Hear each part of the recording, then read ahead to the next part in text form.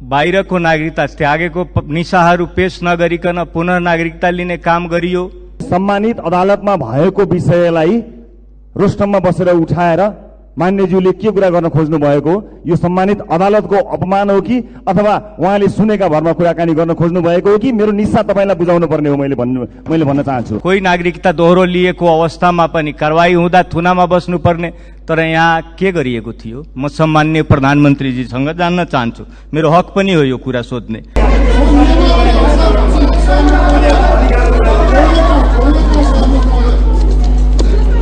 सम्मानित अदालतमा मैले आफ्ना सम्पूर्ण डकुमेन्टहरू नमागे पनि अस्तिका दिनमा गएर बुझाएर त्यसलाई दर्ता गरेर उपलब्ध गराएको छु र नेपाल सरकारसँग सम्मानित अदालतसँग र आवश्यक पर्ने सम्पूर्ण डकुमेन्टहरू मैले उपलब्ध गराइसकेको छु। सम्मानित अदालतको विषय संसदमा उठाउन पाइँदैन सभामुख मध्ये, म गम्भीर ध्यानाकर्षण भएको जानकारी गराउन चाहन्छु। र हल्लाका भरमा लेखिएको न्युजको हेडलाइनको विषयलाई लिएर तपाईले संसदमा कुराकानी उठाउनु भयो भने त्यस्ता कुराहरू यति धेरै हुन्छन् कि यो संसदमा त्यही मात्र कुराकानी गर्ने हुन्छ। तपाईले आफ्ना कुराहरू राख्नुहोला, आफ्ना विषयहरू राख्नुहोला। हल्लाका भरमा सुनेका भरमा आरोप लगाएर संसदको रोस्टममा बसेर यस्तो कुरा गर्ने हो भने सभामुख मध्ये यो संसदको गरिमा कहाँ पुग्छ, यो याद गर्ने विषय होस् र यो कुरा संसदको रेकर्डबाट हटाइयोस् भन्ने माग गर्न चाहन्छु सभामुख मध्ये। मान्य सदस्यहरूले अदालतमा विचाराधीन रहेको विषयमा सदनमा नउठाउनु हुन म पुनः मान्यज्यूहरूलाई ध्यान आकर्षण गराउँदै प्रमाण छ भने प्रस्तुत गर्नुहोला। तपाईहरूले जस्तो यहाँ हामी मान्छे लुकाएर बचाएर राख्दैनौँ, प्रमाणित गर्नुहोला। यो संसदको 5 किलोमिटर वरपर हामी देखिँदैनौँ, आफ्नो अनुहार लुकाएर हिँड्छौँ हामी आफै। तर हल्लाका भरमा कुनै एउटा मिडियाले लेखेको भरमा अनि त्यसलाई सेयर गरेको भरमा यो संसदमा आएर बोल्न पाइँदैन। कुनै पनि सांसद पूर्व सांसदले कुनै पार्टीको नेतालाई समानुपातिक सांसद बन्नको लागि पैसा दिए भन्ने आरोप लागेको छ। जसरी नागरिकता बदर भएर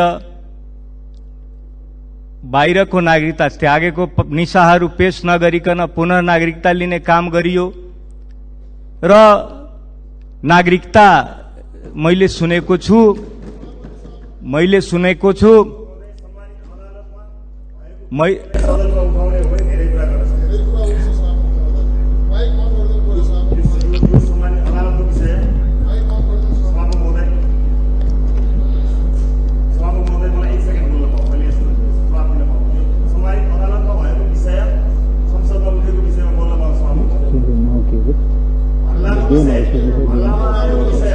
ल मान्य रवि लामी छानेलाई आफ्नो कुरा 1 मिनेटभित्र राख्नु म समय।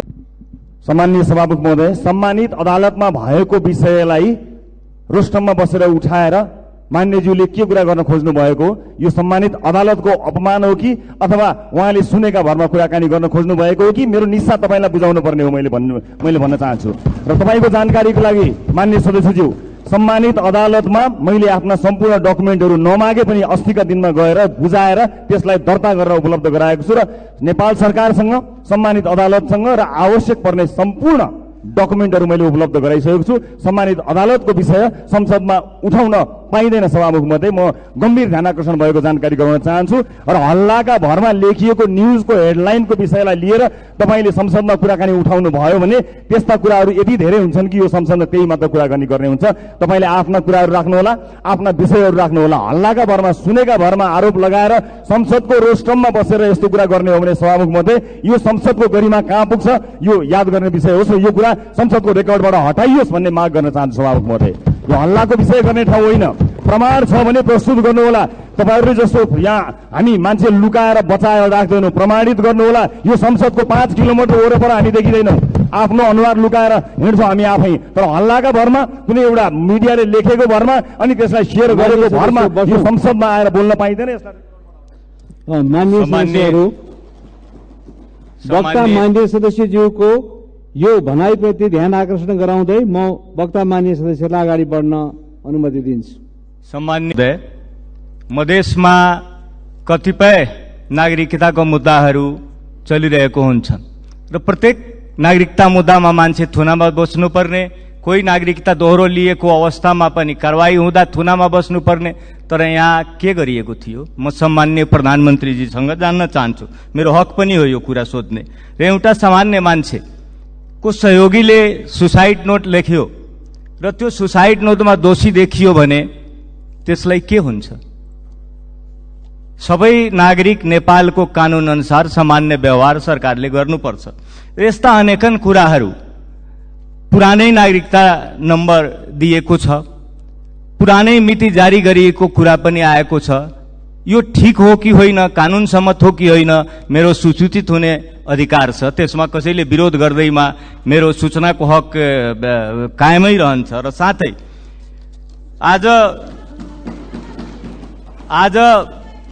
साथै मान्य सदस्यहरू बसौं, उहाँको ध्यान आकर्षण गराउने काम गरिसकेको छ।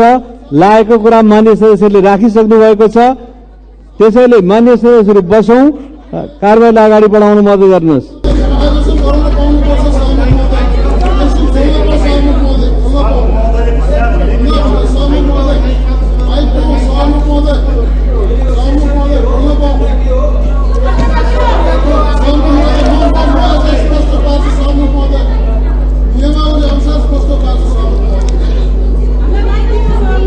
मान्य सदस्यहरू, ध्यान आकर्षण हाम्रो भइसकेको छ। मैले यहाँबाट वक्ता मान्य सदस्यको ध्यान आकर्षण पनि गराइसकेको छु। अब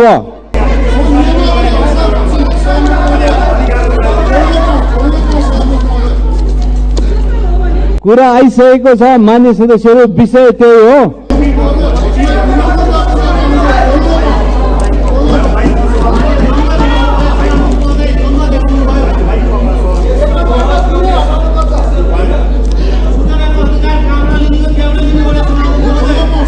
मान्य सदस्यहरू,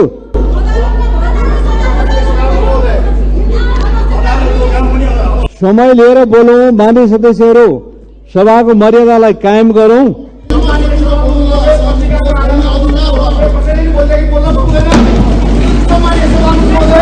मान्य सदस्यहरू बसौं, आफ्नो आसन लिनुहोस्, त्यस पछाडि कारबाही अगाडि बढ्छ।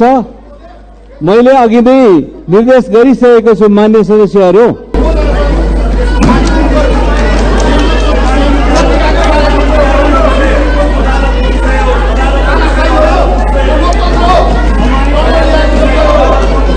मान्य सदस्यहरू आफ्नो आसनमा बसिदिनुहोस्, त्यस पछाडि हाम्रो कारबाही अगाडि जान्छ। यहाँहरूले उठाउनु भएको विषयमाथि, वक्ता मान्यले बोल्नु भएको कुरामाथि यहाँबाट ध्यान आकृष्ट गर्ने, निर्देशित गर्ने कामहरू गरिसकिएको छ। मान्य सदस्यहरू, यसलाई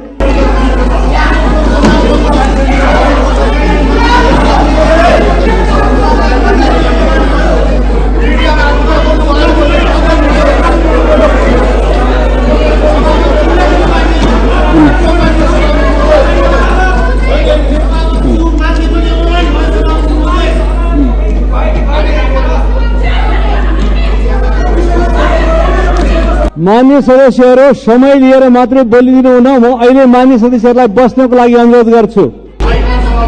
मान्य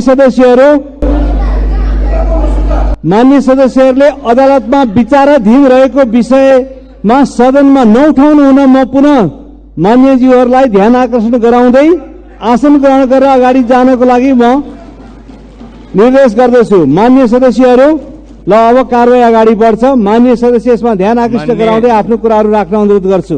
पुनः नउठाउनु हुन ध्यान आकर्षण गराउँछु र आफ्नो विषय अगाडि बढाउनुहोस्। सम्मान्य प्रधानमन्त्रीजी, तपाईँले म मुटु कमाउँदैन भन्नुभएको छ। अब म तपाईँको मुटु चेक गर्न चाहन्छु। कुन अस्पतालमा चेक गर्ने भन्नुहोस्। काम्दैन भनेको तपाईँको मुटु काम्यो कि भन्ने मलाई शङ्का लागेको छ। प्रधानमन्त्रीज्यूका विरुद्धमा पनि फौजदारी कसुरको मुद्दा छ। त्यो मुद्दा कहीँ पनि हलचलै नहुने, अनि चाहिँ सर्वसाधारण नागरिकले चाहिँ प्रहरीलाई आँखा झिम्काका भरमा चाहिँ लगेर कुटी तपाईँको जेल हाल्ने। मेरै उदाहरण दिन्छु। म आउँछु बयान दिन, म तयार छु भनिरहेको मान्छेलाई न्युज रुमभित्र बुट बजारेर समातेर मध्यरातमा लिएर जानुभयो। अरूको हकमा किन त्यस्तो हुन सक्दैन? बराबर हुनुपर्छ। यो मेरो केसमा पनि तपाईँको सुर्खेतमा बोलेकै भरमा मलाई आक्रमण गरेर तपाईँको जेल हाल्ने। त्यसो भने कानुन सबका लागि बराबर भनेर किन लेखेको? कानुन हाम्रा लागि अलग्गै हो, हामी यसो प्रधानमन्त्री सभामन्त्री भएका नेताहरूलाई अलग्गै हो, जनताका लागि अलग्गै हो भनेर लेखाउन संविधानमा। अनि नेताहरूको संरक्षणमा जानुपर्ने अवस्था सिर्जना भएको छ। कुनै पनि व्यापारी व्यवसायीलाई कुनै अमुक दलको नेताले संरक्षण गर्ने होइन, देशको नीतिले संरक्षण गर्ने हो। एकजना सांसदले पनि प्रतिनिधि सभाको सांसद भएपछि हस्पिटल र स्कुल खोल्न पाउँदैन भन्ने नीति यहीँबाट पारित गरौँ। तर हामी शान्त विद्रोह गरेर रगतको एउटा थोपो पनि नचुवाइकन, एउटा रेलिङ पनि नभाजिकन, एउटा ढुङ्गा पनि नहाजिकन ब्यालेटबाट यो देश परिवर्तनका लागि आएका हौँ। आज सडकमा कसले ढुङ्गा हान्छ? डिग्री पढेकै विद्यार्थीले ढुङ्गा हान्छ, कोही गाउँको किसानले त ढुङ्गा हाने देखेको छैन मैले। तपाईँहरूले यो 30 वर्ष के गर्नुभयो, कसो गर्नुभयो भन्ने कुरा बुझ्नका लागि एकपटक कान्ति बाल अस्पताल जानु होला, सरकारी कुनै अस्पताल जानु होला, गरिब विपन्न मान्छेहरू पढेका विद्यालयहरू जानु होला, विभिन्न तपाईँले चुनेको, जानेको, ठानेको यहाँ जान्छु भनेर तपाईँले चुज गरेको ठाउँमा गएर हेर्नु होला। हिजो 40 वर्ष अगाडि नेपालको एक अमेरिकन $1 बराबर 6 रुपियाँ 25 पैसा थियो हाम्रो मूल्य, हाम्रो करेन्सीको रेट। आज 132 रुपियाँ छ। यो पनि प्रगति नै हो। 3 पार्टी मात्र बसेर शङ्काको स्थिति सृजना भयो भनेको कुरा स्याल पनि करायो, कुखुरो पनि हरायो। त्यो सदनमा होइन, रेस्लिङ क्लबमा जानुहोस् तपाईँहरू। संसदमा तपाईँको यत्रो बजेट खर्च गरेर बकमपसे गफ सुन्नका लागि जनताले तपाईँ हामीलाई निर्वाचित गराएका होइनन् भने। हाम्रो आर्थिक क्रियाकलापमा सबैभन्दा बढी असर गरेको नाकाबन्दी भन्न सरकारले छुटाएछ कि डराएछ त्यो म अहिले भन्न सक्दिनँ, तर देख्न सकिएन। नाकाबन्दी बिर्सिने विषय होइन। को सरकार छ त्यही पार्टीको कार्यकर्तालाई करोडौँको अनुदान दिने, त्यो किसान पनि हुँदैन। अस्ति एक दिन चेक गर्न गएको 11वटा गोबी लाएर रहेछ, 70 लाख रुपियाँ लगेछ। ल हेर्नुहोस् त, त्यस्तो किसिमको प्रवृत्तिले आज मुलुक धराशयी भएको छ। हामी शान्त छौँ तर मुर्दा चाहिँ होइनौँ। सुन्छ बयान लिने काम सकिन्छ, त्यसपछि ढ्याक्कै प्रकट हुनुहुन्छ, कोही संसदमा प्रकट हुनुहुन्छ, कोही मिडियामा तामा तुलसी छोएर कसम खाएर प्रकट हुनुहुन्छ। नाम लिएका सर्वसाधारणको हकमा पनि यही नियम लागू हुन्छ। यो चल्दैन। त्यो अनुभव र ज्ञान अब यो मुलुकको निम्ति प्रयोग गर्न पर्दैन। सरकारले दिने मेरो सहयोग त्यसमा चाहिँ नि हस्पिटल बनाउनेमा प्रयोग होस्। सभामुख मार्फत म प्रधानमन्त्री, हामीले मानेका व्यक्ति यिनै हुन्। यिनका भाषण सुन्नुपर्ने, यिनका कुरा सुन्नुपर्ने, यिनले लेखेका किताब पढ्नुपर्ने। तर कमन पिपलहरूलाई यति पनि नगर्ने भनेपछि हामी कति पछि आउला। न्यायालयको भ्रष्टाचारमा बोल्न सातो जान्छ मान्छेको, नेपाली सेनामा भएको भ्रष्टाचारको विषयमा बोल्न सातो जान्छ। र मैले अहिले यति बोलेका कारणले यसको कुन मूल्य चुकाउनु पर्ने छ मलाई थाहा छैन। खेती नै गरेर, उद्योग नै गरेर मुद्दा हाल्ने काम चलिरहेको छ। न हामी डक्टर राख्न सक्छौँ, न हामी इन्जिनियर राख्न सक्छौँ, न युवा युवतीहरू राख्न सक्छौँ, न भएको विश्वविद्यालयलाई अनुसन्धानमूलक बनाउन सक्छौँ, न स्कुलहरू खोलेका छौँ, न तिनीहरूलाई आधुनिक समय अनुसार गराउन सक्छौँ। यसमा हाई प्रोफाइल भन्ने हुँदैन, फाइलको कुरा हुन्छ। प्रोफाइलले काम गर्दैन। मान्य सदस्य श्री रवि लामिछाने, समय 25 मिनट। त्यसपछि मान्य सदस्य ज्ञानेन्द्र बहादुर साई।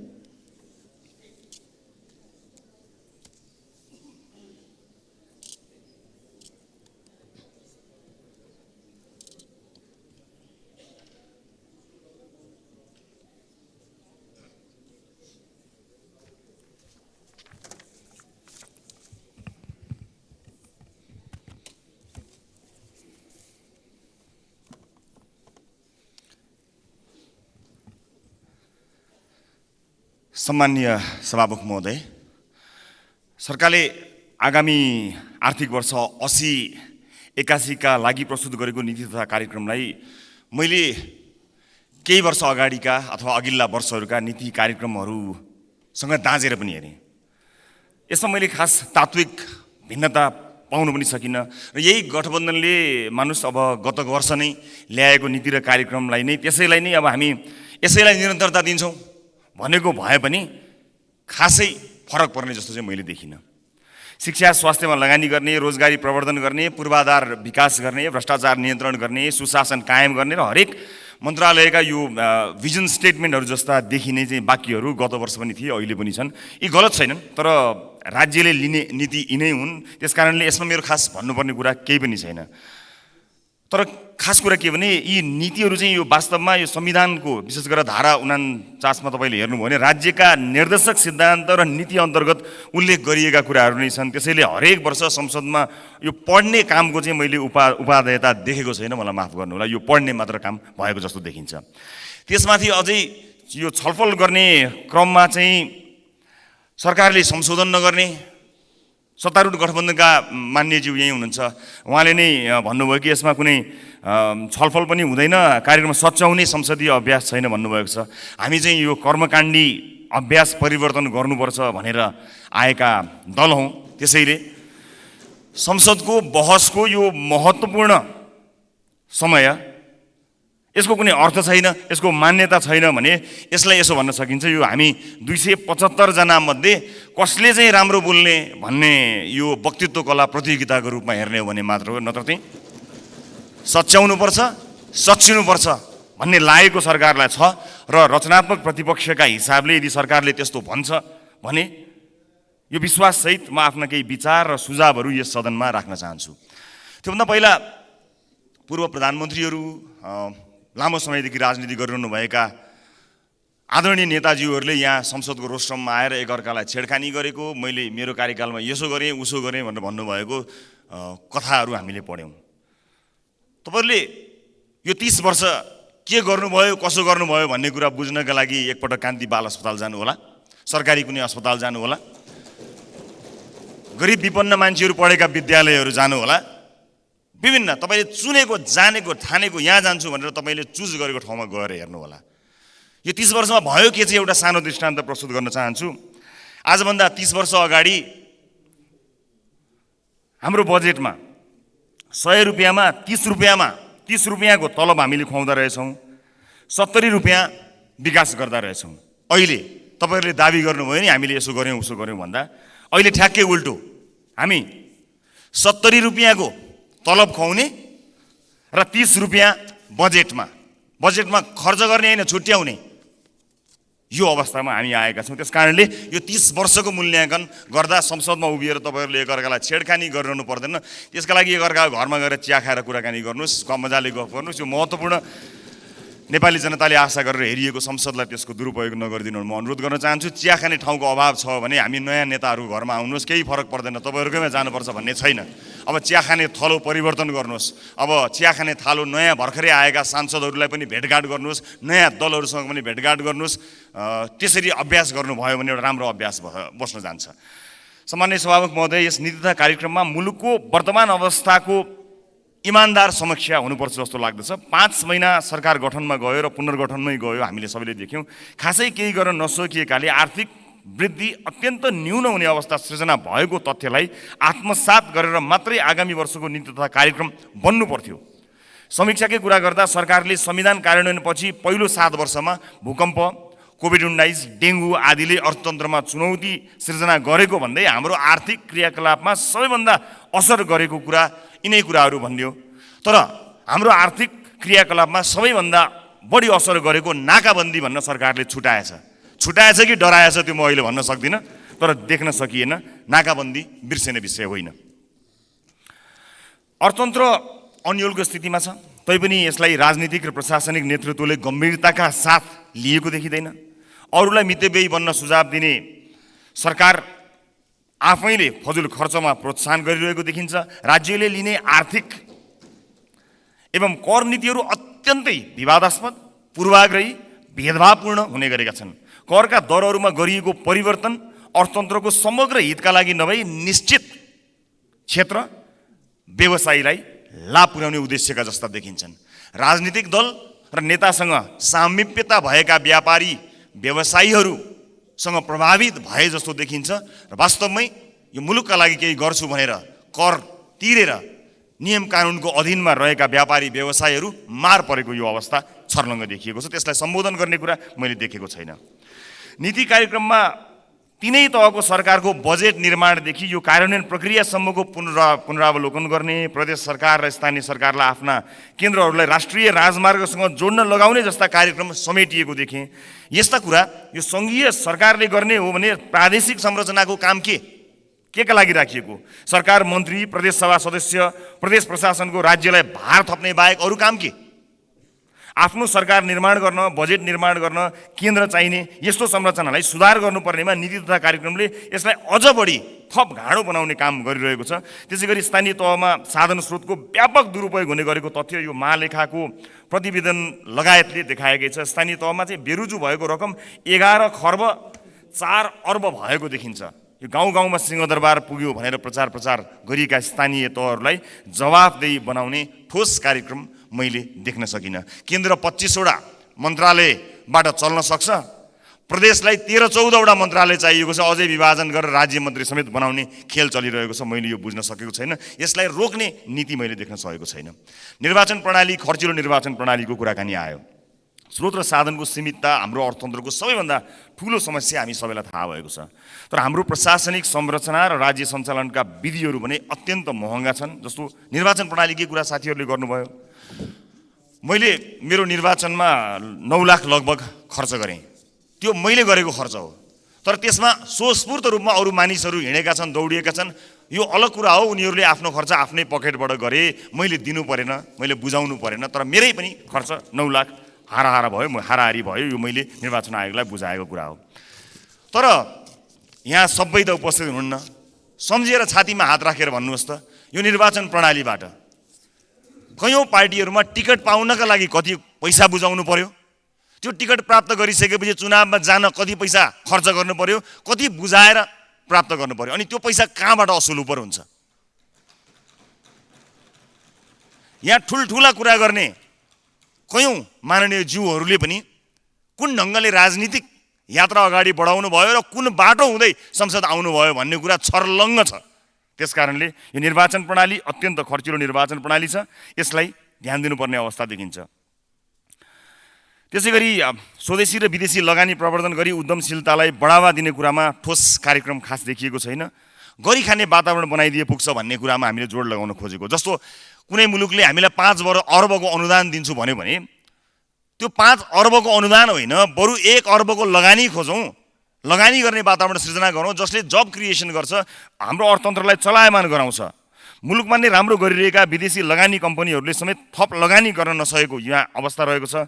त्यस्ता समस्यालाई सम्बोधन गर्न सरकारले के नीति लिँदैछ हामीलाई थाहा छैन। यो देश गरी खाने देश हो, मागी खाने देश होइन। त्यसकारणले देशलाई गरी खाने देशका रूपमा नीति बनाउनु पर्ने हो। मैले नीति कार्यक्रममा त्यो देखिरहेको छैन। हामी यो रिजनकै बढी ट्याक्स लिइरहेका छौँ, 22-23% ट्याक्स लिइरहेका छौँ भनिएको छ। कम्तीमा पनि कम्पिटिटिभ हुनु पर्यो। यो रिजनकै सबैभन्दा महँगो ट्याक्समा हामी बसेका छौँ र केही रिपोर्टहरूले, केही इन्डेक्सहरूले के भनेका छन् भने ट्याक्स 22-23% छ, अनि घुस कति भनेर सोच्दाखेरि लगभग 30% जति देखिएको छ। लगभग 50% पैसा यसरी खर्च गरिसकेपछि बाँकी 50%बाट कसरी व्यापारी, व्यवसायी, उद्योगीहरूले कसरी अगाडि बढ्न सक्लान्, कसरी गरी खालान्, यो अत्यन्त हेर्नुपर्ने विषय हो। त्यसकारणले यो कम्पिटिटिभ होस्, त्यसमाथि पनि यो ट्याक्स पे गर्ने कुरा पनि यति धेरै हाई ट्याक्स मात्र होइन, यो एकदमै सुपर कम्प्लिकेटेड 17 ठाउँमा बुझ्नुपर्ने, जानुपर्ने यो झन्झटिलो अवस्था छ। यसलाई सम्बोधन गर्ने कुरा नीति तथा कार्यक्रममा मैले देखेको पनि छैन। ठुलो फरेन इन्भेस्टमेन्ट यो अवस्थामा आउने सम्भावना पनि छैन। यो होइन कि देश सानो हुँदैमा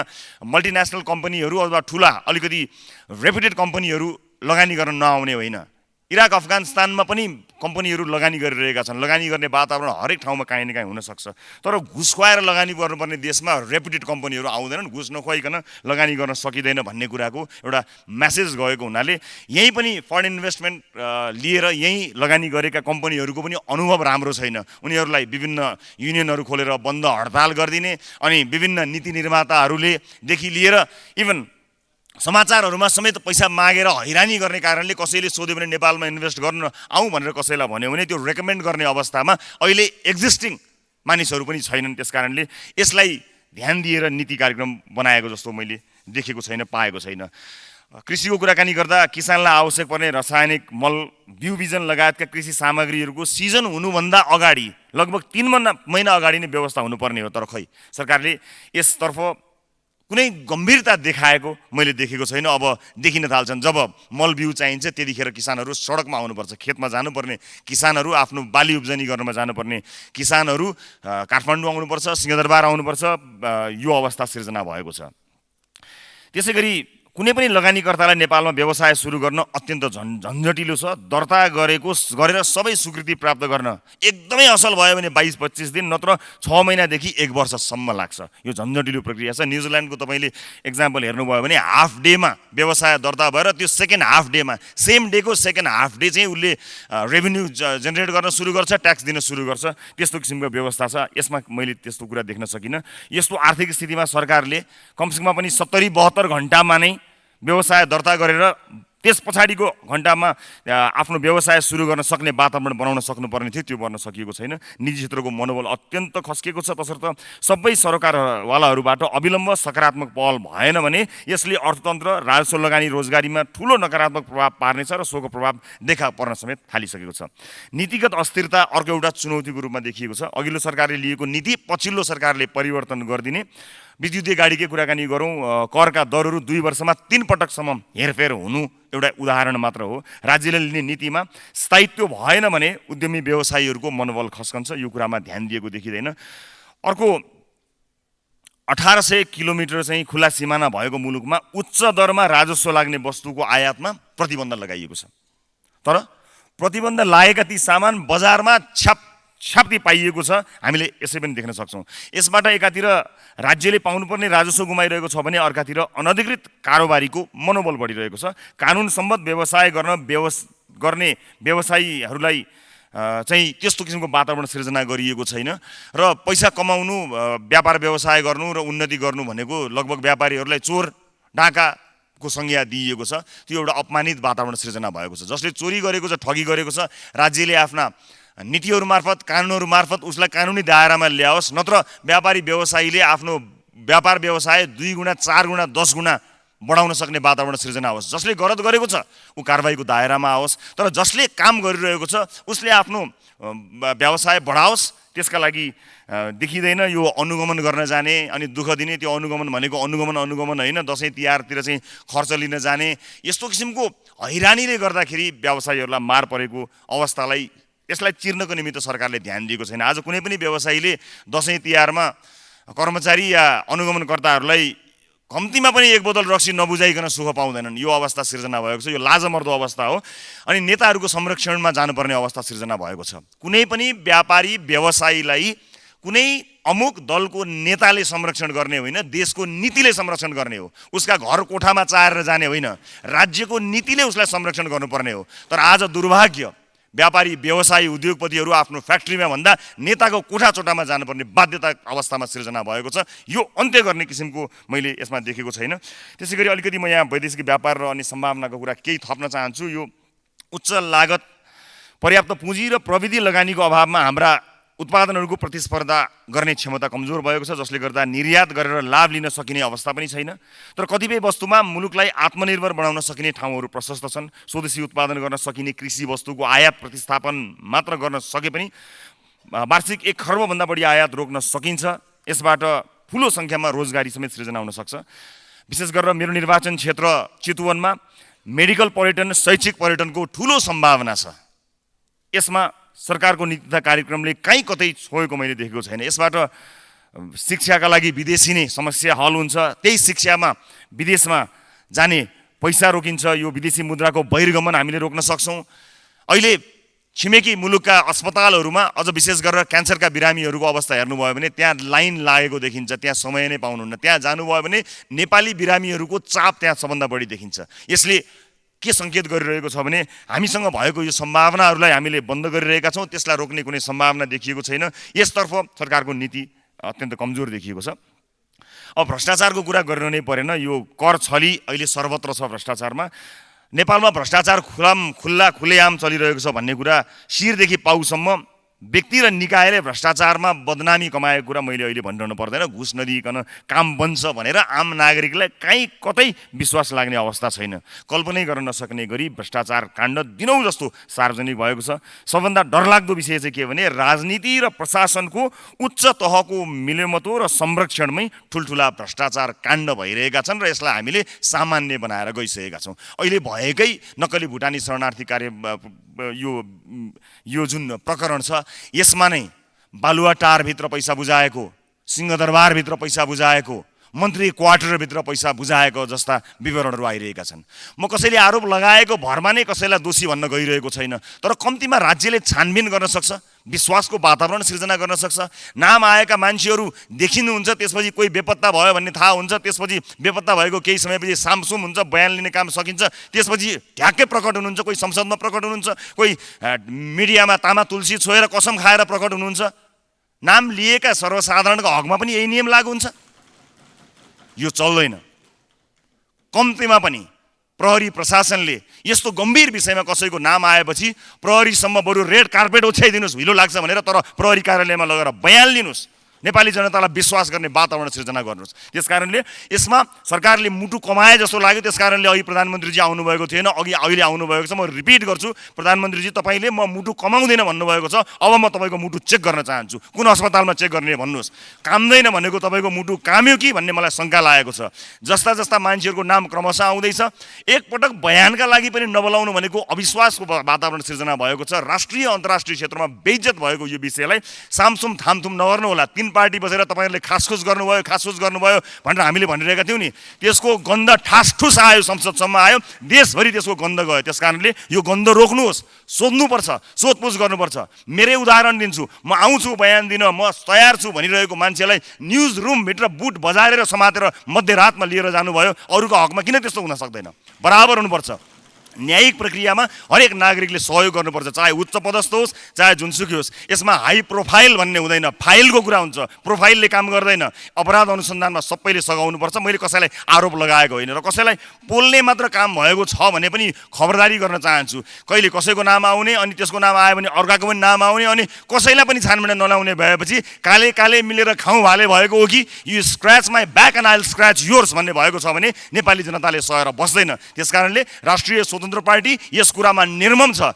यो भ्रष्टाचारका कुराहरूमा निर्मम भएर समीक्षा गर्नुपर्ने हुन्छ। यहाँ कति ठाउँका भ्रष्टाचारका कुरा मान्छे बोल्नै डराउँछ। न्यायालयको भ्रष्टाचारमा बोल्न सातो जान्छ मान्छेको, नेपाली सेनामा भएको भ्रष्टाचारको विषयमा बोल्न सातो जान्छ। र मैले अहिले यति बोलेका कारणले यसको कुन मूल्य चुकाउनु पर्ने छ मलाई थाहा छैन। खेती नै गरेर, उद्योग नै गरेर मुद्दा हाल्ने काम चलिरहेको छ। हामी सबैले न्यायिक प्रक्रियामा जानुहुने, नेपाली नागरिकले, अन्य सबैले, उच्च पदस्थहरू चाहिँ खासखुस गर्ने यो भएन। 3 पार्टी मात्र बसेर शङ्काको स्थिति सृजना भयो भनेको कुरा स्याल पनि करायो, कुखुरो पनि हरायो। त्यसकारणले यो कुरालाई ध्यान दिनुको लागि म यहाँबाट विनम्रतापूर्वक अनुरोध पनि गर्न चाहन्छु। र सार्वजनिक शिक्षामा सुधारका कुराहरूलाई ध्यान दिएको त्यति धेरै देखिएको छैन, जसले गर्दा विद्यार्थीहरूको भविष्य सुनिश्चित हुने अवस्था छैन। र हिजोको होइन, 80को एउटा रेकर्ड, अध्यागमनको एउटा रेकर्ड मसँग छ। 7000+ नेपालीले देश छोडेर गए। यो अध्यागमन विभागको हिजोको होइन, 80को रेकर्ड मलाई प्राप्त भएको छ। 7000+ छन्। विदेशमा भएका र गएका युवा र दक्ष जनशक्तिलाई नेपालको आर्थिक विकासमा जोड्ने स्पष्ट नीति मैले सरकारको नीति कार्यक्रममा देखेको छैन। देशका सबै निकायमा रहेका उच्च अहोदाका व्यक्तिहरूका सन्तान विभिन्न देशमा गएको कुरा कसै सामु लुकेको छैन। यही सदनमा उपस्थित र अनुपस्थित या बाहिर लबीमा पनि बसिरहनु भएका कयौँ माननीयहरू हुनुहुन्छ, उहाँहरूका सन्तानहरू विदेशमा आफ्नो भविष्य बनाउनका लागि गइरहनु भएको छ। यस नीति र कार्यक्रममा उहाँहरूकै आफ्नै सन्तानलाई यो देश फर्कौँ लाग्ने चिज मैले कहीँ पनि देखेको छैन। त्यो देखिनु जरुरी छ। यो देश फर्कौँ लाग्ने चिज देखिन जरुरी छ। र वैदेशिक रोजगारमा गएका नेपाली जनताका छोराछोरीहरू जसको रेमिटेन्सबाट हामीले एउटा अर्थतन्त्र धानिरहेका छौँ भनिरहेका छौँ, उनीहरूमाथि अपमानित व्यवहार भएको छ। यहीँदेखि अपमानित व्यवहार हुन्छ। उनीहरूलाई उच्च सम्मान दिन सक्नुपर्छ। त्यसका लागि पनि यस्तो कुनै व्यवस्था देखिएको छैन। एयरपोर्टमा भएको VIP कक्ष वास्तविक VIPका लागि दिउँ, उहाँहरूलाई दिउँ, जसको पैसाले, जसको पसिनाले यो देशको रेमिटेन्सका कारणले चलेको छ। उहाँहरूलाई अपमानित गरेर हामी नीति निर्माता का लागि VIP कोठा राख्नुको कुनै अर्थ छैन। त्यसकारणले VIP कोठा उहाँहरूलाई दिउँ जसका पसिनाले मुलुक सिञ्चित भएको छ। म विनम्रतापूर्वक अनुरोध गर्न चाहन्छु, सरकारले विदेशमा भएका नेपाली नागरिकको भोटिङ राइट्सको सुनिश्चितताको कुरा गरेको छ, मतदान गर्ने अधिकारको सुनिश्चितताको कुराकानी गरेको छ।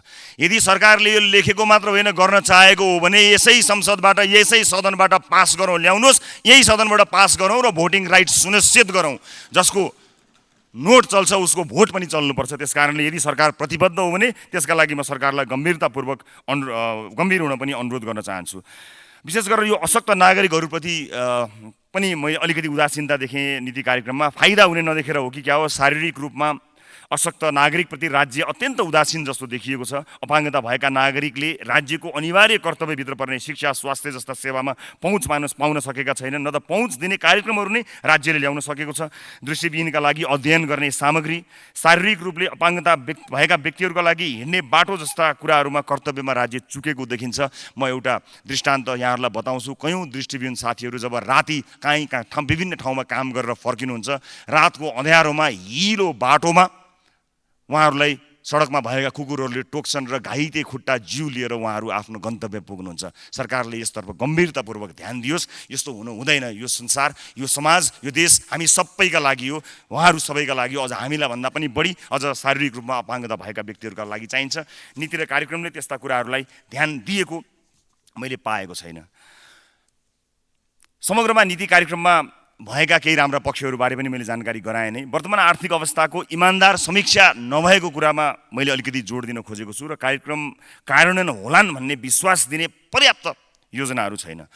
यस्तो गरिनेछ भन्नु सामान्य कुरा हो, तर कसरी गरिनेछ भन्ने कुराको जब हामीले जवाफ दिन सक्दैनौँ भने यी सबै गरिनेछमा सीमित हुनेछ र आम नागरिकले त्यसको योजना प्राप्त गर्न सक्दैनन्। हामीले यहाँ बसेर आज नीति कार्यक्रम, यो देशको नीति र कार्यक्रम, यो 1 वर्ष सरकारले यस्तो गर्नेछ भनिरहँदा जसका लागि यस्तो गर्नेछ भनेर यी किताबहरू लेखिएका छन्, यी अक्षरहरू भरिएका छन्, तिनको अवस्था के छ भन्ने कुरा बुझ्न जरुरी छ।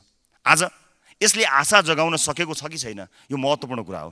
र यसको जुन प्रक्रिया हामीले भनेका छौँ, हामीले यो सम्मानित सदनको यति महत्त्वपूर्ण समय, यतिका दिनहरू खर्च गऱ्यौँ, तर दुःखको कुरा हामीले भनेका कुराहरू आउने बजेटले समेट्ने कहीँ कतै छाँटै देखिएको छैन। कहीँ कतै झुकिएर गएछ भने पनि त्यो एउटा संयोग मात्र मानिने अवस्था छ।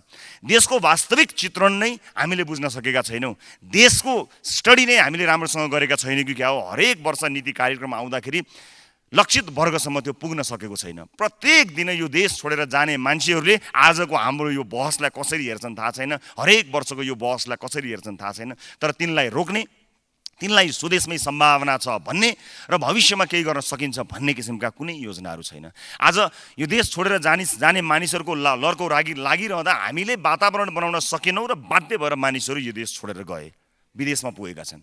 त्यहाँ भएका कूटनीतिक नियोगहरूको त्यहाँको स्रोत साधनको एकपटक समीक्षा गरिहेरौँ त। 2-4 ठाउँमा दसैँ तिहार मनाउने, 1-2वटा कूटनीतिक भेटघाट गर्ने र पासपोर्ट लगायतका त्यहाँ भएका नेपालीहरूलाई कागजपत्रमा सहयोग गर्ने किसिमको संरचना, हिजो बनाइएको संरचनाबाट आज लाखौँ लाख नेपालीहरू त्यहाँ गइरहँदा त्यही संरचनाले, त्यही कर्मचारी तन्त्रले, त्यही सिस्टमले काम गर्छ होला त। विदेशमा अलपत्र परेका छन्, मुद्दा लागेका छन्, मुद्दा लागेकाहरूको कतिको झुटो मुद्दा लागेको छ, यता परिवार अलपत्र छ, हेरिदिने कोही छैन, राजदूतावासहरू छन्, तर तिनको संयन्त्रले ती लाखौँ मान्छेलाई छुनै सक्दैन। हामीले नीति बनाउँदाखेरि त्यसतर्फ ध्यान दिन सकेनौँ। त्यसैले म सम्मान्य सभामुख मार्फत सरकारको यसमा गम्भीर ध्यान आकर्षण गराउन चाहन्छु। समग्रमा एउटा रचनात्मक प्रतिपक्षीको भूमिका निर्वाह गर्न राष्ट्रिय स्वतन्त्र पार्टी सदनमा उपस्थित भएको छ। हामी विरोधका लागि विरोध गर्ने पक्षमा छैनौँ। सरकारले गरेको राम्रो कामलाई हामी दिल खोलेर राम्रो भन्न अलिकति पनि कन्जुस्याइ, हिचकिचाइ गर्दैनौँ। तर सरकारले गलत गरेको छ भने त्यसलाई हामी सदनमा मात्र होइन, सडकमा पनि उठाउन तयार भएर बसेका छौँ। हामी चाहदैनौँ कि जुन किसिमको राजनीति यो देशले वर्षौँ अगाडि भोग्यो, राजनीतिक परिवर्तनका सिलसिलामा ती जायज पनि थिए होलान्, हत्या भयो, हिंसा भयो, मानिसहरू बेपत्ता भयो, त्यो हिजोको आवश्यकता थियो, माग थियो, के थियो, त्यसको समीक्षा विभिन्न ठाउँमा भएकै छन्। तर हामी शान्त विद्रोह गरेर रगतको एउटो थोपो पनि नचुवाइकन, एउटा रेलिङ पनि नभाजिकन, एउटा ढुङ्गा पनि नहाजिकन ब्यालेटबाट यो देश परिवर्तनका लागि आएका हौँ र हामी यो संसदीय अभ्यासमा पनि त्यही अभ्यास चाहन्छौँ। तर सरकारले त्यो छाँट नक्कली भुटानी शरणार्थी प्रकरणमा देखाएको छैन। यस अर्थमा हामी शान्त छौँ, तर मुर्दा चाहिँ होइनौँ। म सरकारको गम्भीर ध्यान आकर्षण गर्न चाहन्छु। समयका लागि धेरै धेरै धन्यवाद दिन चाहन्छु सभामुख महोदय। नमस्कार। माननीय सदस्य श्री ज्ञानेन्द्र बहादुर शाही। सम्माननीय सभामुख महोदय र माननीय ज्यूहरू, आज यो संसदमा उभिँदै गर्दा म त यो रेस्लिङ क्लबमा आए जस्तो पो महसुस भयो। यो एउटा उतापट्टि बस्ने यतापट्टि गाली गर्ने, यतापट्टिको दाइहरूले उताको बाउलाई गाली गर्ने, बाबापक्षीहरूले दाइलाई गाली गर्ने, यो परम्पराले संसदमा अहिले पनि एक दिनमा 10 लाखभन्दा बढी खर्च हुन्छ संसद चलाउँदा। फेरि पूर्व प्रधानमन्त्रीहरू आउने, हामीले पहिला कस्तो हुन्थ्यो भने महाभारत यसो सुन्न जाँदाखेरि त्यो सुन्थ्यौँ हामीले, सिरियल सुन्दाखेरि बोर लाग्ने जसरी 2-3 घन्टासम्म तपाईँको भाषण ठोकै गर्ने। त्यो भए हुनाले म अनुरोध गर्न, सदनमा होइन रेस्लिङ क्लबमा जानुहोस् तपाईँहरू। संसदमा तपाईँको यत्रो बजेट खर्च गरेर बकमपसी गफ सुन्नका लागि जनताले तपाईँ हामीलाई निर्वाचित गराएका होइनन् भन्ने मलाई लाग्छ। सर्वप्रथम त यो भुटानी शरणार्थी केस आयो यहाँ, यो नीति तथा कार्यक्रम त सँगसँगै छ। यो अचम्मको देश लाग्छ मलाई। प्रधानमन्त्रीजी यहीँ हुनुहुन्छ, यो कानुन चाहिँ दुईटा लेखौँ भन्छु म। किन एउटै कानुन लेखे? यी ठुला बडालाई चाहिँ कानुनै नलाग्ने, प्रधानमन्त्रीज्यूका विरुद्धमा पनि फौजदारी कसुरको मुद्दा छ, त्यो मुद्दा कहीँ पनि हलचलै नहुने, अनि चाहिँ सर्वसाधारण नागरिकले चाहिँ प्रहरीलाई आँखा झिम्काका भरमा चाहिँ लगेर कुटी कुटी तपाईँको जेल हाल्ने, यो मेरो केसमा पनि तपाईँको सुर्खेतमा बोलेकै भरमा मलाई आक्रमण गरेर तपाईँको जेल हाल्ने। त्यसो भने कानुन सबका लागि बराबर भनेर किन लेखेको? कानुन हाम्रा लागि अलग्गै हो, हामी यसो प्रधानमन्त्री सभामन्त्री भएका नेताहरूलाई अलग्गै हो, जनताका लागि अलग्गै हो भनेर लेखौँ न संविधानमा प्रष्टै, अनि जनतालाई पनि ढुक्क हुन्छ, ओहो कानुन त अलग अलग छ भन्ने। यस्तो किसिमको देशले, यस्तो किसिमको नीतिले मुलुक कहिले पनि विकास हुँदैन। र अर्को कुरा यसो हेर्छौँ, शिक्षामा चाहिँ गजबको व्यापार गर्छन्। यहाँ आएका माननीयज्यूहरूका कतिका कलेज छन्, कतिका हस्पिटल छन्, के गर्ने? राजनीतिक दल खोल्ने, विद्यार्थी सङ्गठन खोल्ने, अनि विद्यार्थी सङ्गठनको केही भएन भनेर यहीँ सदनमा आएर उफ्रिने। फेरि विद्यार्थी सङ्गठन खोलेर भएका जुन स्कुल, हिजो राजाहरूले बनाइदिएका स्कुलहरू, कलेजहरू सबै बन्द गर्न लगाउने, त्यहाँ नारा लेख्ने, भित्तामा लेख्ने, दुनियाँ गर्ने, तोडफोड गर्ने, अझ सकिन्छ भने त्यहाँको क्याम्पस टिपलाई पनि कुटपिट गर्ने। त्यो जसरी पनि तपाईँको सरकारी स्कुल बन्द गराउने, सरकारी क्याम्पस बन्द गराउने, अनि निजी स्कुल खोल्ने, निजी स्कुल र क्याम्पस खोल्ने, चर्को स्कुलको दाम लिने, अनि त्यसपछि हस्पिटलमा पनि त्यस्तै गर्ने, कर्मचारी ट्रेड युनियन दुनियाँ खोल्ने, अनि भएका तपाईँको जति पनि तपाईँको काम नलाग्ने सामग्री किनेर दिने, अनि प्राइभेट स्कुल यही नेताहरूले खोल्ने, प्राइभेट हस्पिटल यिनै नेताहरूले खोल्ने, अनि जनतासँग चर्को रकम असुल्ने। अनि यो नीति तथा कार्यक्रम चाहिँ मलाई कस्तो लाग्यो भने बागबजारमा फोटोकपीमा पाइन्छ। यो बागबजारमा 1000 रुपियाँ तिरे भनेपछि 3-4 पत्ती फोटोकपी गरिदिन्छ। त्यस्तो किसिमको नीति तथा कार्यक्रम ल्याउने, अनि यहाँ मुलुकलाई तपाईँको अहिले पनि तपाईँको समयको बर्बाद गर्ने किसिमको काम भइरहेको छ। यदि साँच्चै तपाईँको मुलुकलाई अगाडि बढाउने हो, यदि साँच्चै देशलाई अगाडि बनाउने भने एकजना सांसदले पनि प्रतिनिधि सभाको सांसद भएपछि हस्पिटल र स्कुल खोल्न पाउँदैन भन्ने नीति यहीँबाट पारित गरौँ। त्यसपछि मात्र नेपालमा शिक्षा र स्वास्थ्यमा क्रान्ति गर्न सकिन्छ, होइन भने मुलुक अगाडि बढ्न सक्दैन। मलाई त्यो लाग्छ। अनि मलाई अचम्म लाग्छ, यो नाम चाहिँ पत्रिकामा भगा आइराखेको छ। हेर्नुहोस् है, पत्रिकामा फटाफट आइराखेको छ, अनि 3 दल बसेर खुसु खुसु खुसु खुसु खुसु गर्नुहुन्छ यसो बालुवाटारतिर लुकी लुकी, अनि त्यो गरिसके पछाडि चाहिँ मुद्दा कमजोर हुँदै जान्छ। आज नेपाल प्रहरीका आइजिपीका विरुद्धमा पनि तपाईँको पत्र पत्रिकामा आएको छ। एउटा कर्मचारीलाई निलम्बन गरेर छानबिन गर्ने कि नगर्ने। त्यति मात्र होइन, अन्य नेताहरूको आइराखेको छ, तिनीहरूलाई चाहिँ के गर्ने? उम्काइदिने। त्यसो भने कानुन दुईटा लेख्नु सकिनै भनिसकेँ मैले, एउटा कानुनले काम गर्दैन। किनभने यस्तो किसिमको कानुनी प्रवृत्तिले आज मुलुक अगाडि बढ्न सक्दैन। सम्माननीय सभामुख महोदय, यहाँ यसरी भन्ने गरिएको छ हाम्रो देश, एत देश परशुतानम सोमकास दग्र जन्मनः, एत देश परशुतानम सोमकास दग्र जन्मनः सोम सोम चरित्र सिपछेरन पृथ्व्या सर्वमानव भन्छ। यो हाम्रो पृथ्वी अर्थात् यो नेपाल भन्ने धरतीमा जन्मेका मान्छेले संसारभरि ज्ञानको ज्योति दिन्छन् भन्ने देश हो। भगवान गौतम बुद्धको देश हो यो, माता सीताको जन्मभूमि हो। त्यति मात्र नभएर यो 33 कोटी देवताको वासस्थान हो, शिवको आराधना केन्द्र हो। त्यति मात्रै नभएर यो तपाईँको भिरकुटीको देश हो, यो अरनीको देश हो, गुरु वेदव्यासको जन्मभूमि हो, वाल्मीकिको आश्रम भएको देश। आज संसारको उत्कृष्ट देश रोजी र रोटीका लागि, एक गाँस खानाका लागि र एक सरो कपडा लाउनका लागि दैनिक एक वर्षमा 6,30,000 भन्दा बढी युवाहरू झन्डै विदेशी जानुपर्छ र अर्का विदेशीका अगाडि भिख माग्नुपर्छ। यो भिख माग्ने व्यवस्था र भिख माग्ने नीति बनाउने कोही गाउँको कर्मचारी या गाउँको किसान, कोही मजदुर होइन, यही सदनभित्र बसेका तपाईँ हामी नै हो। यसको दोषी हो हामी। त्यो भएको कारणले गर्दा वीर गोर्खालीका देशलाई अहिले कायरका देश भनेर हामी चिन्न बाध्य पारिएका छन्। यसलाई हामीले परिमार्जन गर्नुपर्छ भन्ने मलाई लाग्छ। शिक्षा चाहिँ गजबको नीति तथा कार्यक्रम पढेँ, यसमा चाहिँ यो शिक्षाको बारेमा कहीँ कतै छैन। यो सुगा रटाई शिक्षा भन्छ, जति पढ्यो त्यति बेरोजगार हुने। आज सडकमा कसले ढुङ्गा हान्छ? डिग्री पढेकै विद्यार्थीले ढुङ्गा हान्छ, कोही गाउँको किसानले त ढुङ्गा हाने देखेको छैन मैले। बरु किसानहरू माइतीघर मण्डलामा आएर शान्तिपूर्ण आन्दोलन गरेर हाम्रा कुरा सुनिदेऊ भन्छन्। बिचरा किसानले भुक्तानी दिन पाउँदैनन्। को हान्छ भने कम्पसको विद्यार्थी हान्छ, को कति पढेको 2टा विषयमा डिग्री गरेको। त्यही मान्छेले सडकमा टायर बाल्छ, सिसा फोड्छ। कतिपय साथीहरू त ढुङ्गा हान्दै यहाँ नेता पनि भन्नुभएको छ, रेलिङ तोड्दै पनि भन्नुभएको छ। त्यो भए हुनाले नेता बन्नका लागि चाहिँ अब ढुङ्गा हान्नै पर्ने, बस जलाउनै पर्ने, सिसा फोड्नै पर्ने, क्याम्पसका भित्तामा तपाईँको हुँदा नहुँदा किसिमका नारा लेख्नै पर्ने किसिमको प्रवृत्तिले आजको शिक्षा सुगा रटाई भन्छु। जति पढ्यो त्यति बेरोजगार, साक्षर त भइयो, शिक्षित भइएन। त्यो किसिमको शिक्षा पद्धतिले आज मात्रै यो देशबाट तपाईँको 5 वर्षमा 1 खर्ब 93 अर्ब करोड रुपैयाँ तपाईँको 5 वर्षमा उच्च शिक्षा हासिल गर्नका लागि नेपालबाट पैसा बाहिरिएको छ। यहाँ गुणस्तरीय शिक्षा लागू गरौँ।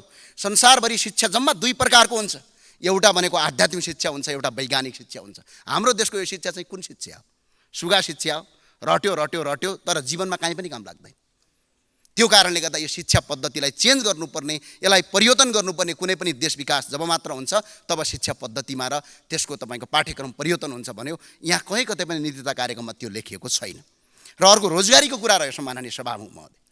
80 लाखभन्दा बढी मान्छेहरू विदेश जान्छन्।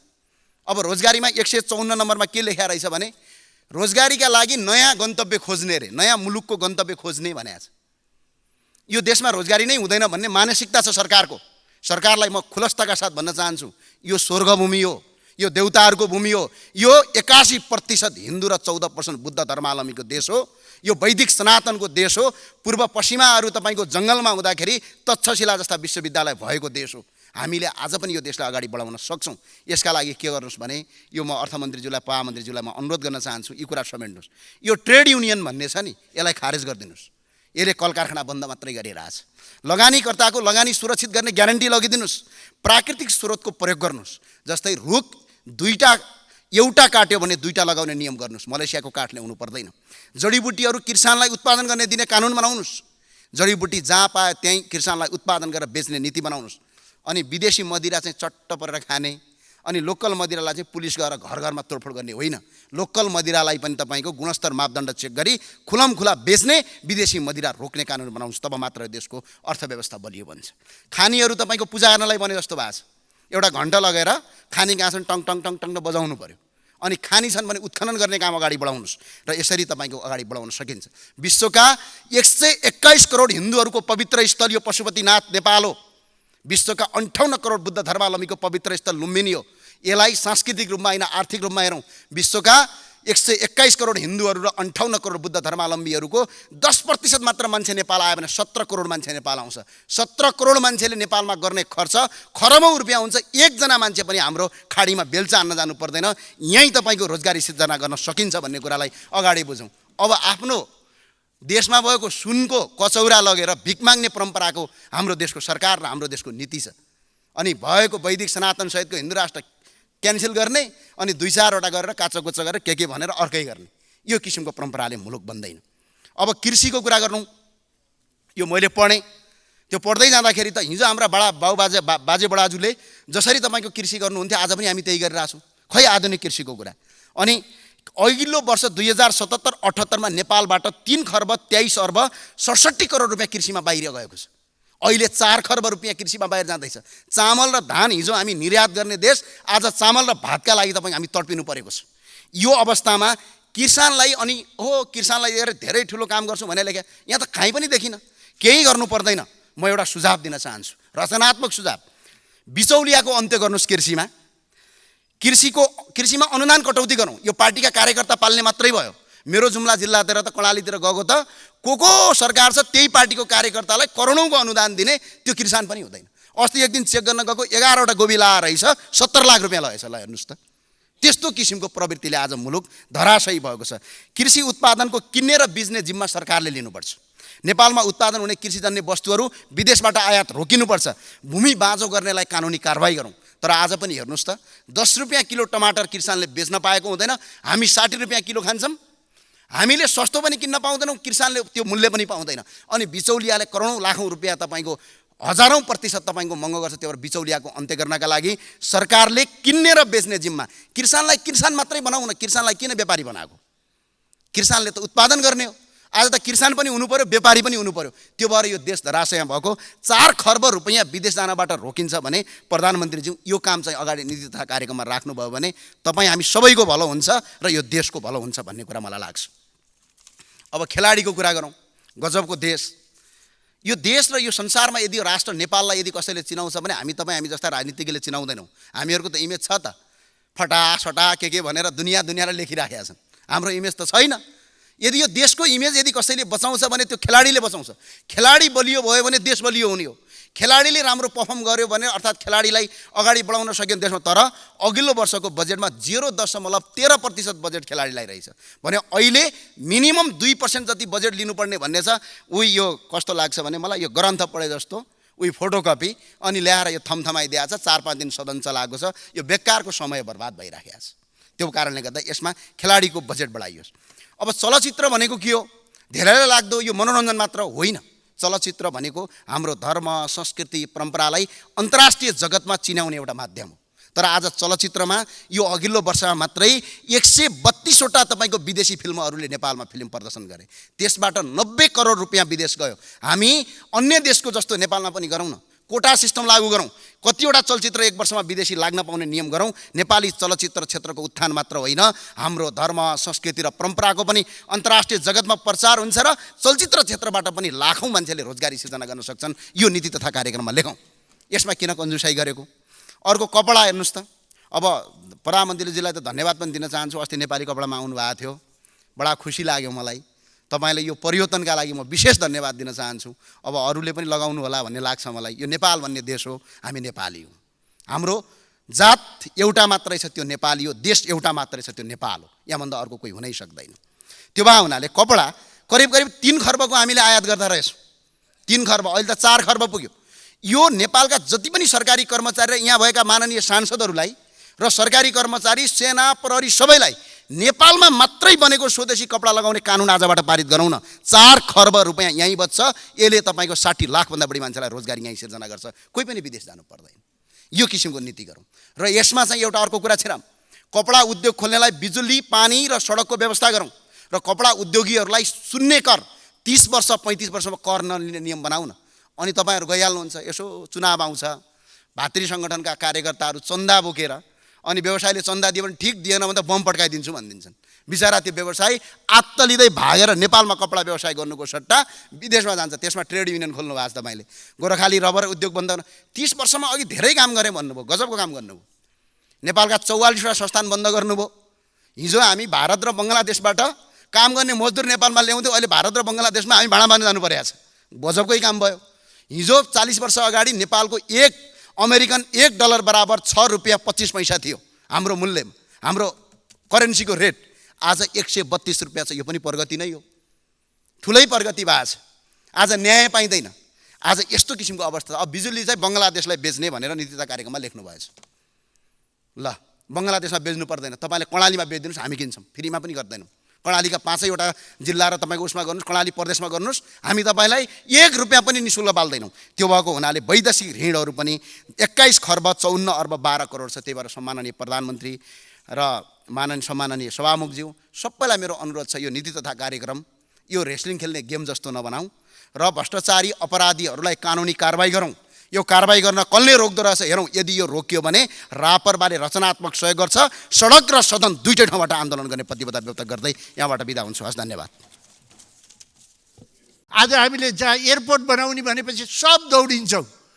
59 मिनटको फास्ट्याग बनाउने कुरामा हामी कोही पनि लाग्दैनौँ। माननीय डाक्टर चन्द्रकान्त भण्डारी।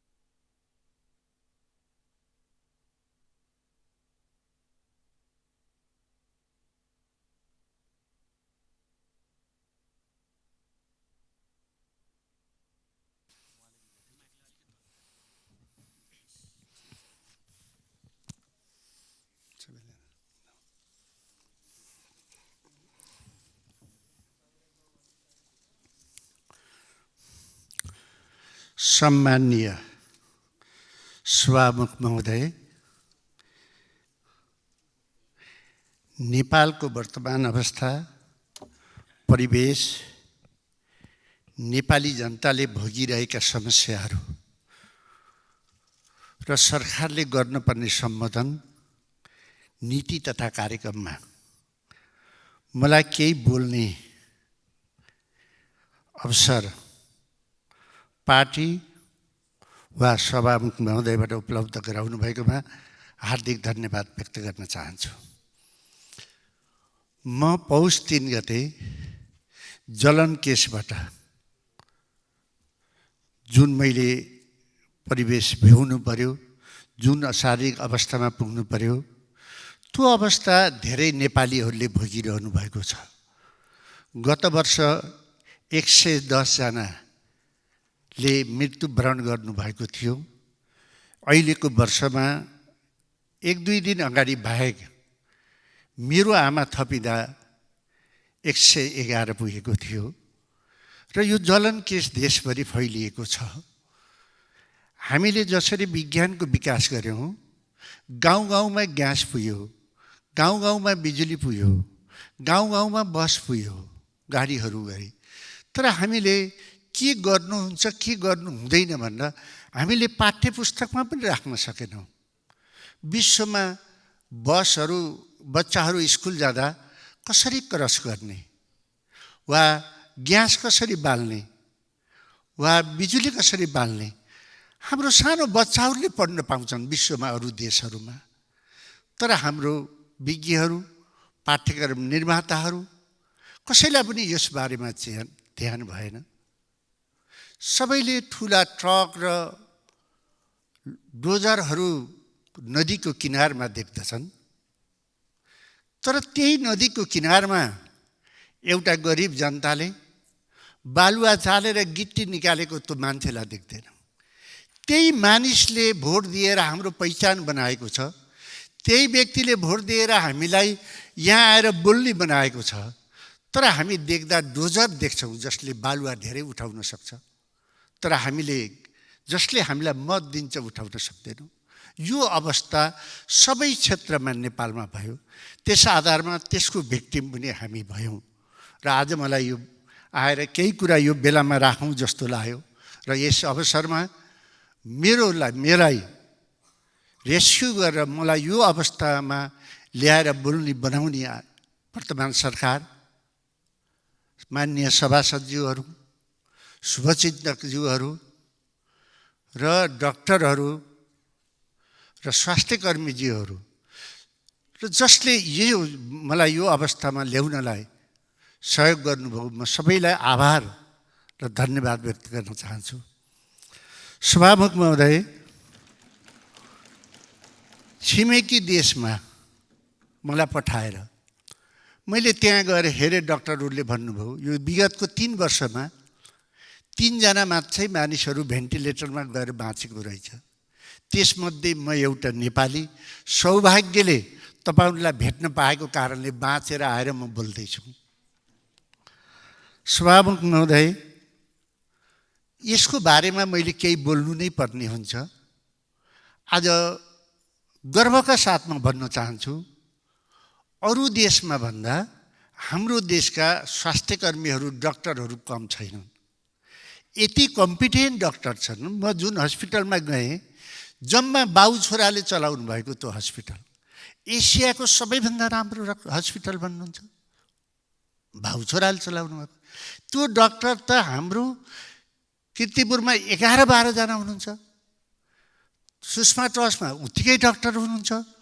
फिजियोथेरापिस्टहरू त मलाई नेपालको फिजियोथेरापिस्ट र डाक्टर विश्वको सबैभन्दा प्रतिस्पर्धी हुनुहुन्छ जस्तो मलाई लाग्छ। त्यस्तो छ। त्यसकारण मैले प्रधानमन्त्रीजीलाई आउँदै पनि अनुरोध गरेँ, हामीले एउटा हस्पिटल बनायौँ भने एसियाको सबैभन्दा सबल हस्पिटल नेपाल बन्न सक्छ, क्लाइमेटको हिसाबले पनि खर्चको हिसाबले पनि। यो अनुरोध मैले प्रधानमन्त्रीजीलाई गर्ने अवसर पाएँ। त्यसकारणले यसका निम्ति के गर्नुपर्छ भन्दा हामीले पहिला जो हामीलाई थामिरहेको छ कीर्तिपुरले र सुषमाले, अहिले एउटा हामीलाई भवनको आवश्यकता रहेछ।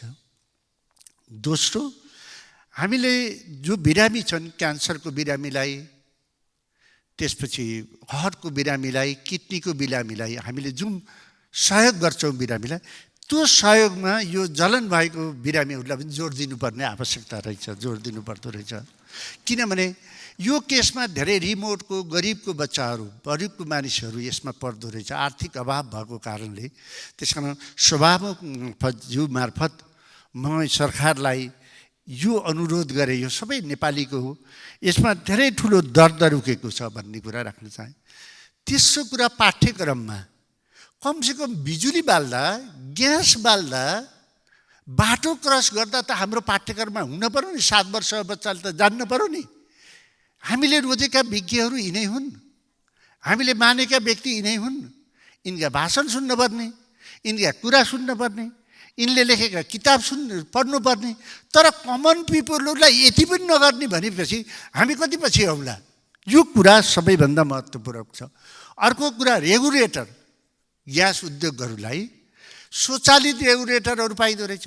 सरकारले कानुन गराएर रेगुलेटर स्वचालित हुनुपर्छ, अरू रेगुलेटर राख्न पाइन्न भने त मर्ने केसै कम हुन्छ नि। यसलाई कानुन बनाउनको निम्ति पनि सभामुखज्यू मार्फत मैले चाहिँ नि आग्रह गर्न चाहेँ, सरकारलाई आग्रह गर्न चाहेँ। सभामुख महोदय, हामी के विश्व कहाँ जाँदैछौँ? आदरणीय प्रधानमन्त्रीज्यू पनि यहीँ हुनुहुन्छ। मेरो सौभाग्य कि विश्व अबको 30 वर्षमा गएको फाउन 3 गते मैले हामी कहाँ छौँ भन्ने कुरा राखेको थिएँ। अब आउने 30 वर्षमा विश्व कहाँ जाँदैछ त? यो सबैभन्दा महत्त्वपूर्ण कुरा हो। अबको 30 वर्षमा हाम्रो पानीले बिजुली निकालेर काम गर्दैन। बिजुली, पानीको महत्त्व बिजुली निकाल्ने कुरामा घट्ने छ। सौर्य बिजुलीको उत्पादन बढ्ने छ, जसलाई हामीले कलेक्सन गर्न सक्छौँ 30 वर्षमा। दोस्रो, अब 30 वर्षमा यी गाडीहरू जो हामी चलाइरहेका छौँ, यी गाडीहरू 80% हट्ने छन् र स्वचालित गाडी आउने छन्। विश्वले गरेको पार्किङहरूमा के गर्ने त भन्दा एपार्टमेन्ट बनाउने भनेर भनिरहेको छ।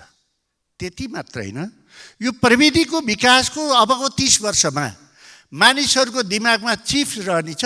उनीहरूले एलियन्ससित कुरा गर्ने सक्दा ईश्वरीय शक्ति प्राप्त गर्नेछन्।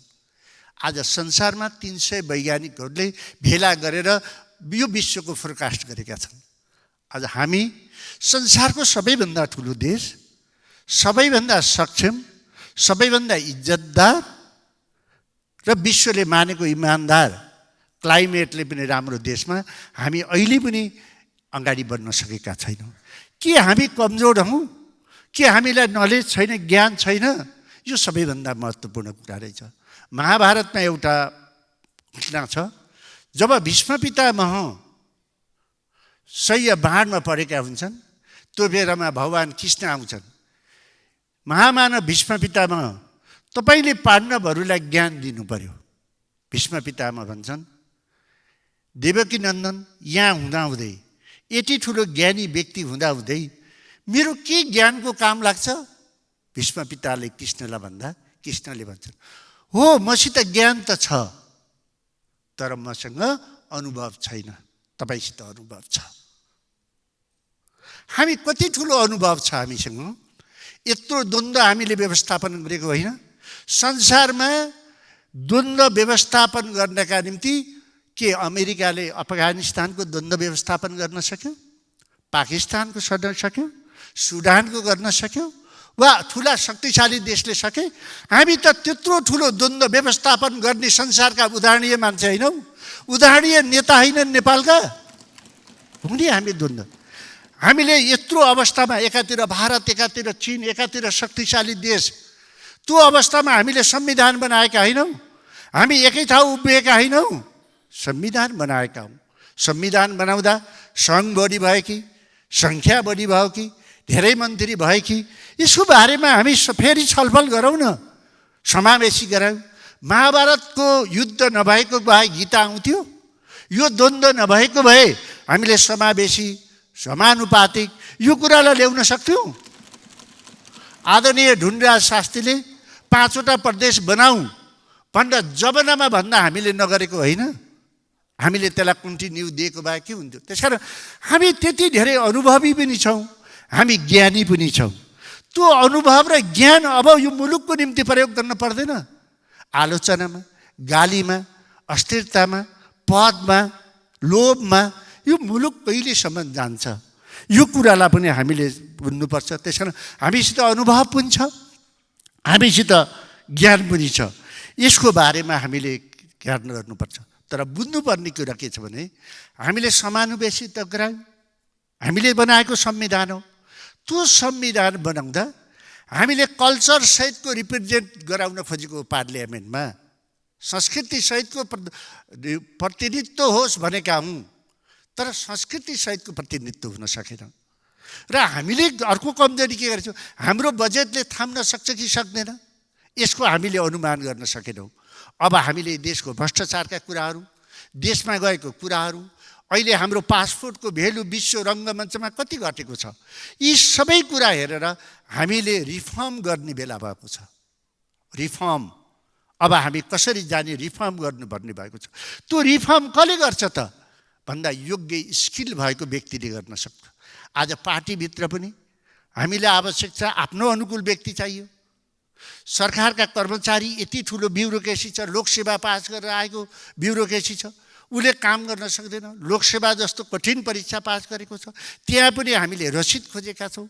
रसिद र गुटको कारणले गर्दा स्किलले अवसर पाउन सकेन। स्किलले अवसर नपाउँदाखेरि मुलुकले यो दुर्दशा पाउनु पर्यो। त्यसकारण अब हामीले यो कुरालाई पनि हामीले हेर्नुपर्ने छ र स्किललाई हामीले प्राथमिकता दिएर अगाडि बढ्यौँ भने हामीले अवश्य पनि यो मुलुकलाई अगाडि बढाउन सक्छौँ। त्यसकारणले हामी यसलाई आधार मानेर हामीले के गर्न सक्छौँ त मुलुकलाई।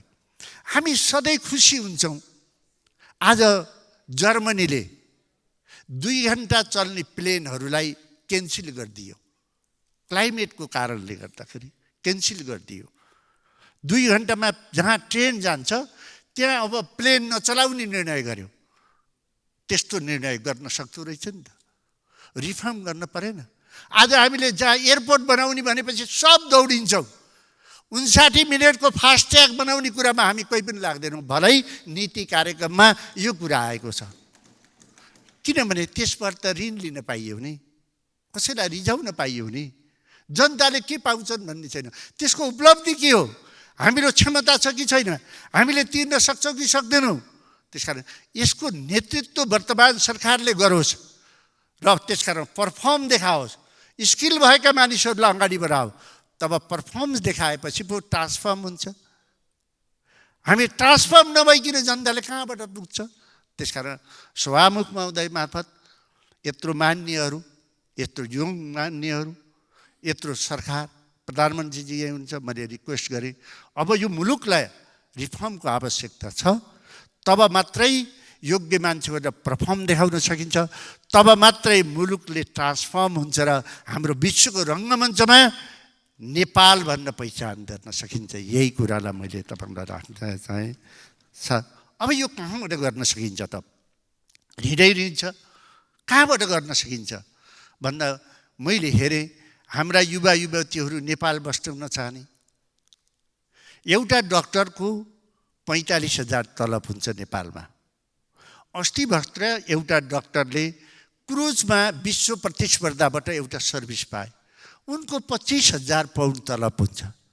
विश्वमा कम्पिटिसन गरेर 45,000 खाएको डक्टर 25,000 पाउन्ड पाउँदाखेरि जान्छ कि जाँदैन?